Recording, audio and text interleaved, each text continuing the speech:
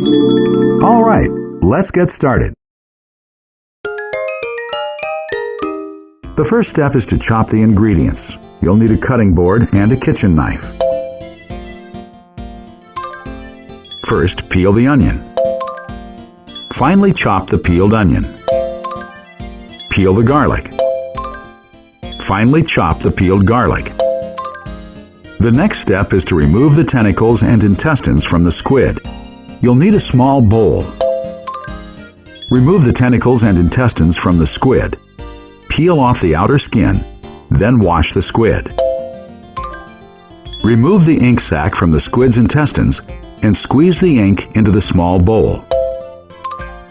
Add the squid ink paste to the small dish and mix it with the squid ink thoroughly. Cut the body of the squid into 1/2 inch rings.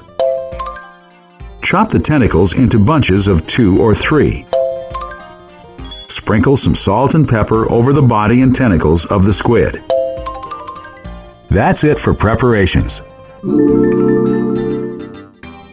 Now it's time to fry the squid.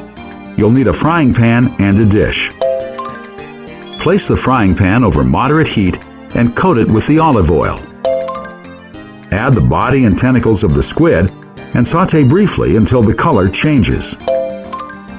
Transfer the squid to the dish.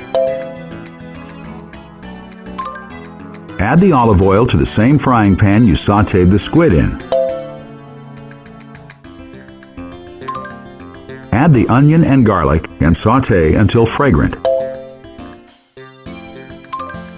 Add the flour and continue to saute. Add the white wine, simmer, and keep stirring as the sauce reduces.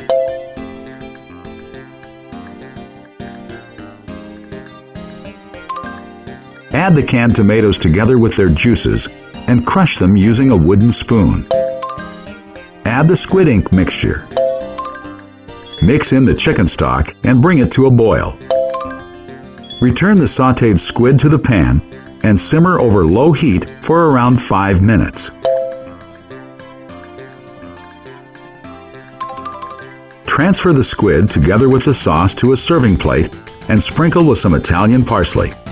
It's ready to eat.